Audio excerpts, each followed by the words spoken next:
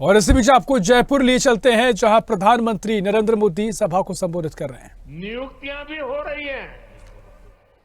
पिछली सरकार के दौरान राजस्थान के लोगों को बाकी राज्यों की तुलना में महंगा पेट्रोल डीजल खरीदना पड़ता था। यहां भाजपा सरकार बनते ही राजस्थान के मेरे भाइयों बहनों को राहत मिली। केंद्र सरकार पीएम किसान सम्मान निधि योजना के तहत किसानों के बैंक खाते में सीधे पैसे भेजती है। अब डबल इंजन की राजस्थान भाजपा सरकार उसमें इजाफा करके अतिरिक्त पैसे जोड़कर किसानों को मदद पहुंचा रही है। इंफ्रास्ट्रक्चर से जुड़े कामों को भी यहां डबल इंजन की सरकार तेजी से जमीन पर उतार रही है। भाजपा ने जो वायदे किए थे उन्हें वो तेजी से पूरा कर रही है। आज का एक कार्यक्रम भी इसी की एक अहम कड़ी है।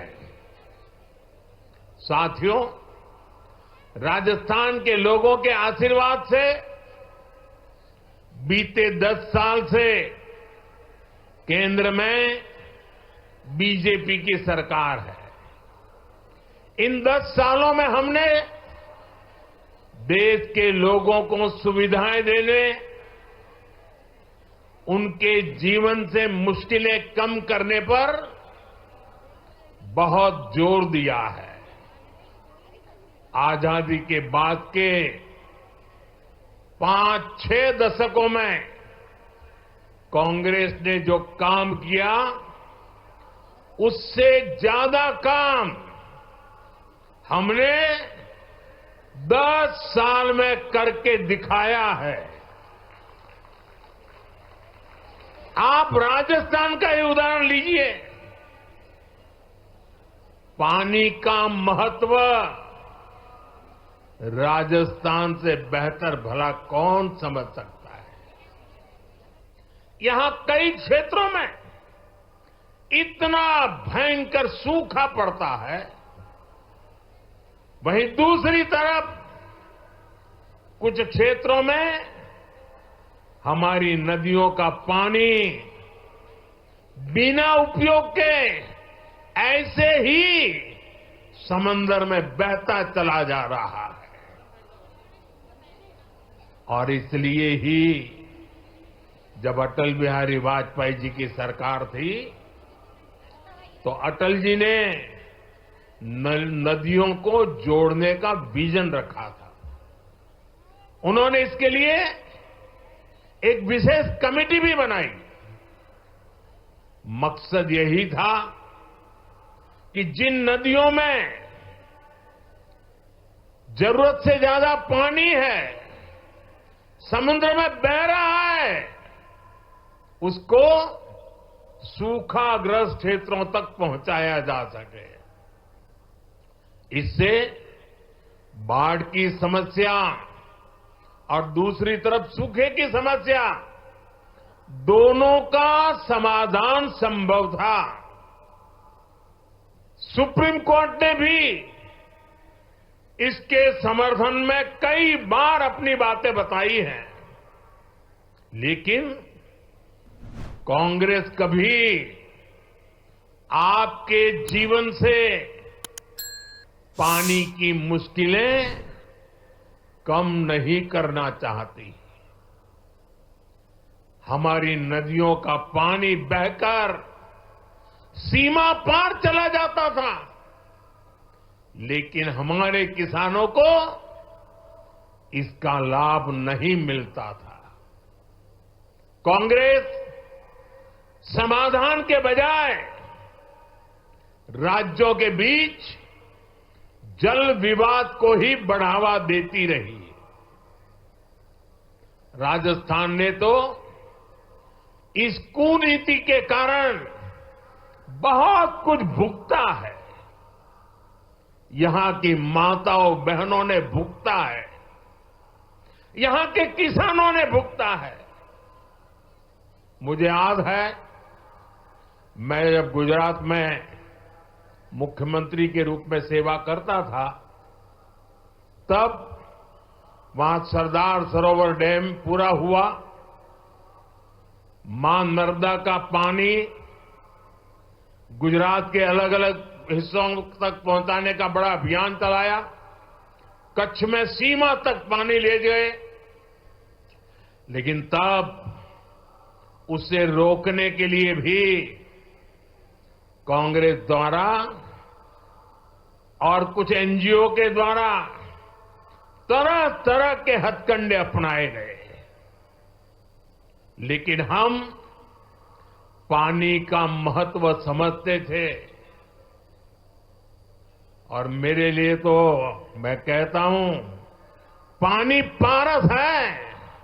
जैसे पारस लोहे को स्पर्श करें और लोहा सोना हो जाता है, वैसा पानी जहां भी स्पर्श करे वो एक नई ऊर्जा और शक्ति को जन्म दे देता है।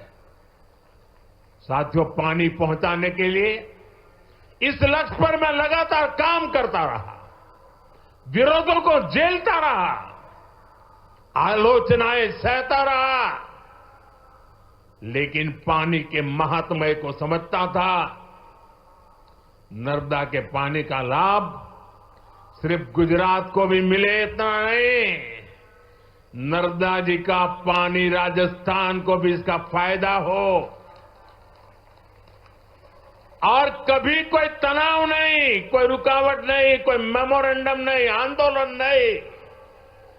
जैसे ही डैम का काम पूरा हुआ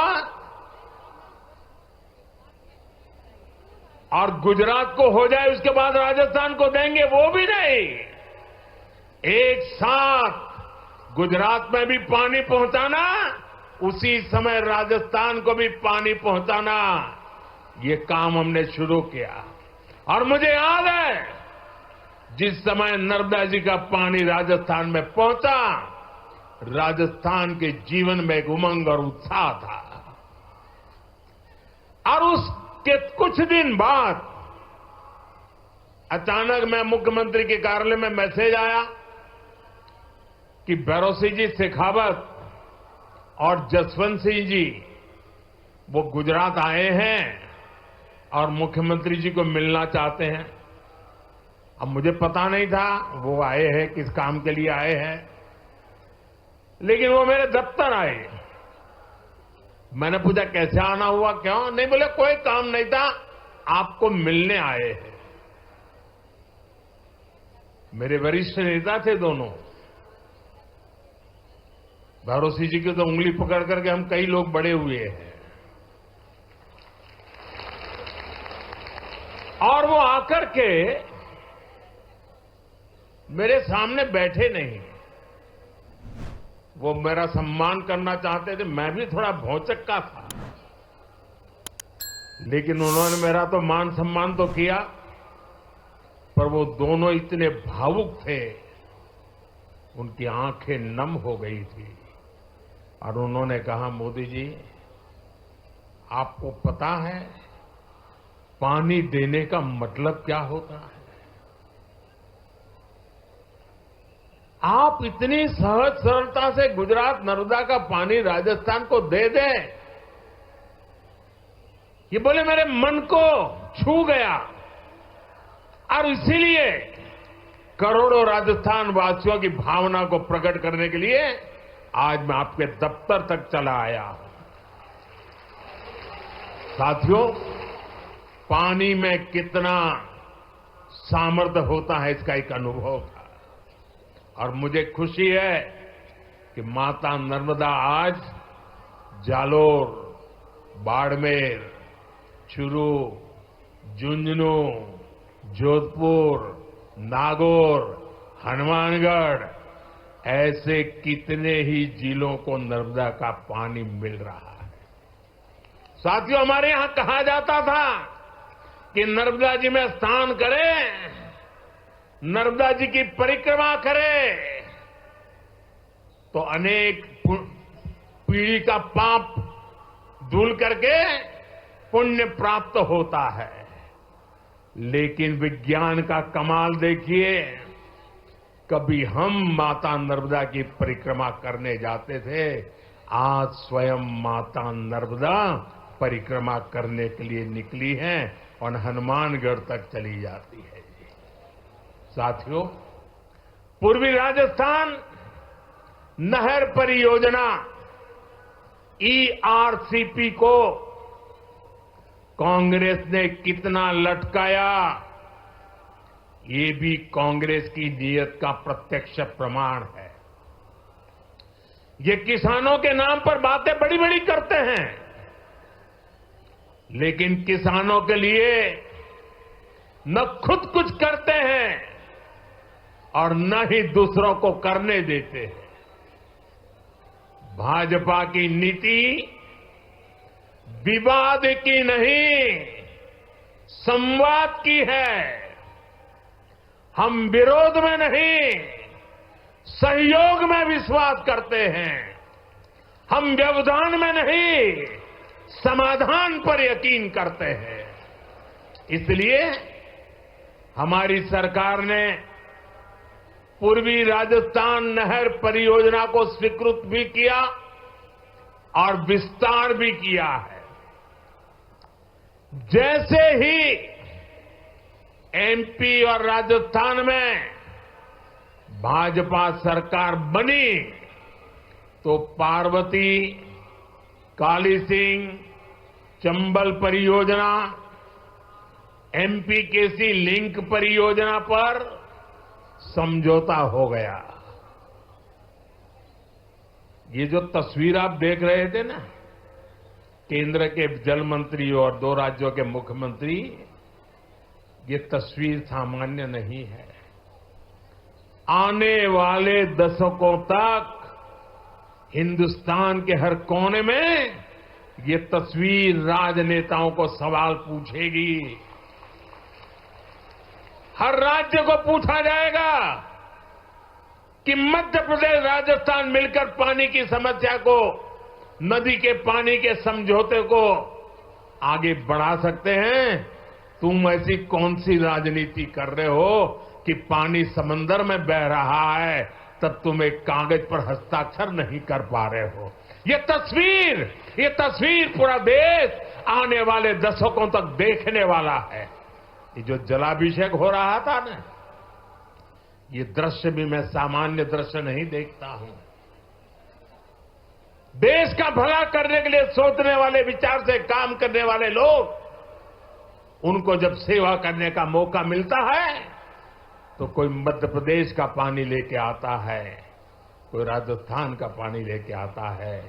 उन पानी को इकट्ठा किया जाता है और मेरे राजस्थान को सुजलाम सुफलाम बनाने के लिए पुरुषार्थ की परंपरा शुरू कर दी जाती है। यह असाधारण घटना है।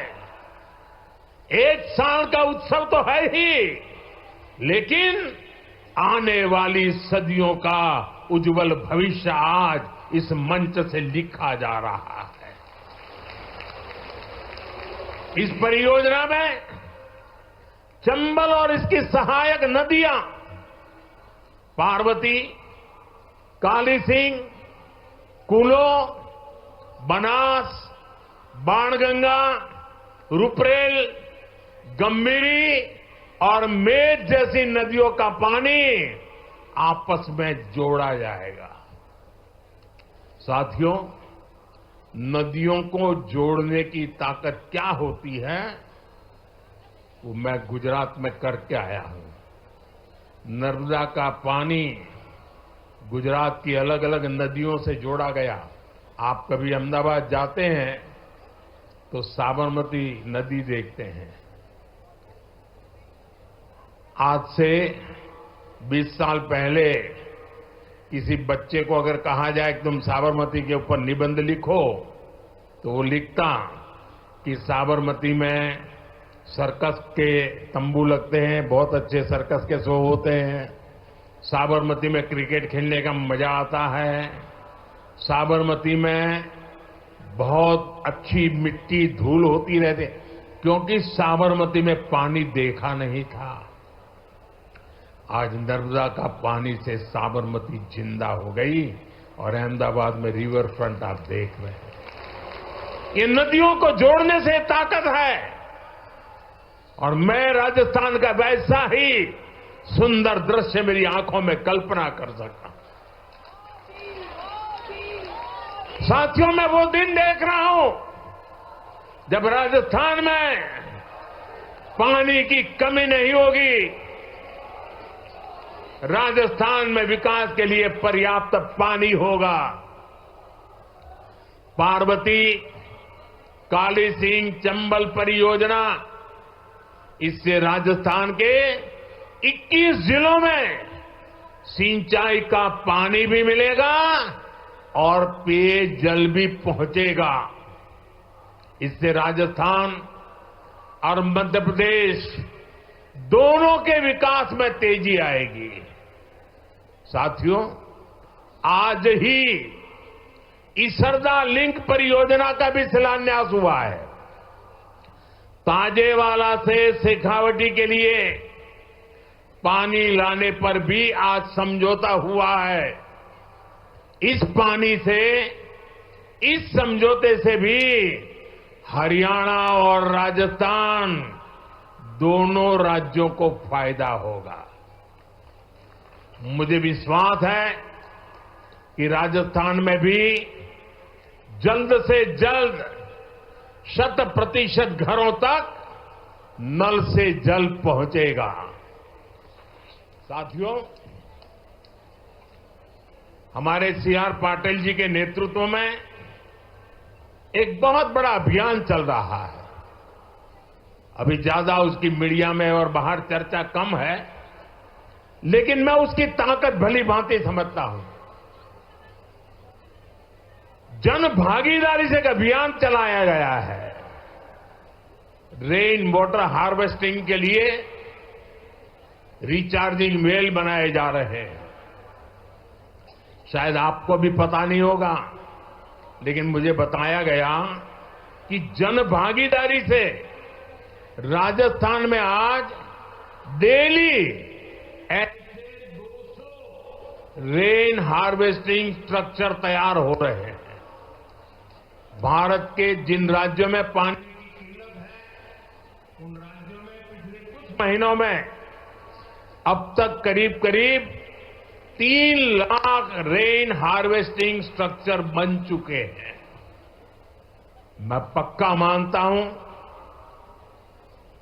कि वर्षा के पानी को बचाने का ये प्रयास आने वाले दिनों में हमारी धरती मां की प्यास को बुझाएगा। और यहां बैठा हुआ, हिंदुस्तान में बैठा हुआ कोई भी बेटा, कोई भी बेटी कभी भी अपनी धरती मां को प्यासा रखना नहीं चाहेगा। जो प्यास की तड़प हमें होती है, वो प्यास हमें जितना परेशान करती है, वो प्यास उतना ही हमारी धरती मां को परेशान करती है। और इसलिए इस धरती के संतान के नाते हम सबका दायित्व बनता है कि हम अपनी धरती मां की प्यास बुझाएं। वर्षा के एक एक बूंद पानी को धरती मां की प्यास बुझाने के लिए काम लाए और एक बार धरती मां का आशीर्वाद मिल गया ना, कि दुनिया की कोई ताकत हमें पीछे नहीं रख सकती। मुझे याद है, गुजरात में एक जैन महात्मा हुआ करते थे। करीब 100 साल पहले उन्होंने लिखा था, बुद्धि सागर जी महाराज थे, जैन मुनि थे, उन्होंने करीब 100 साल पहले लिखा था और उस समय शायद कोई पढ़ता तो उनकी बातों में विश्वास नहीं करता। उन्होंने लिखा था 100 साल पहले, एक दिन ऐसा आएगा जब किराने की दुकान में पीने का पानी बिकेगा। 100 साल पहले लिखा था, आज हम किराने की दुकान से बिस्लेरी की बोतल खरीद के पानी पीने के लिए मजबूर हो गए हैं। 100 साल पहले कहा गया। साथियों, ये दर्द भरी रास्ता है। हमारे पूर्वजों ने हमें विरासत में बहुत कुछ दिया है। अब हमारा दायित्व है कि हमारी आने वाली पीढ़ी को पानी के अभाव में मरने के लिए मजबूर न करें। हम उन्हें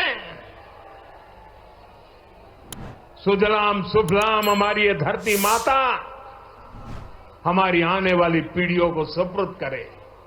और उसी पवित्र कार्य को करने की दिशा में मैं आज मध्य प्रदेश सरकार को बधाई देता हूं।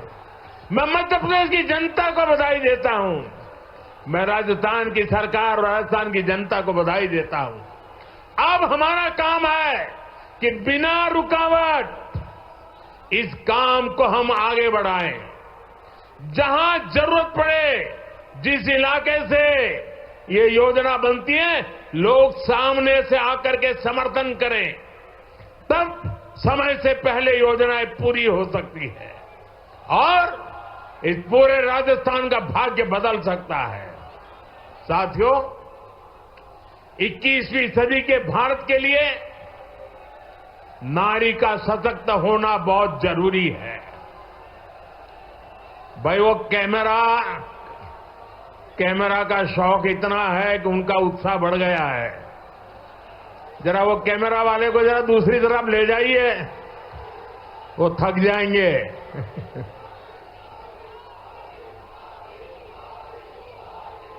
साथियों, आपका ये प्यार मेरे सर आंखों पर, मैं आपका आभारी हूं इस उमंग और उत्साह के लिए।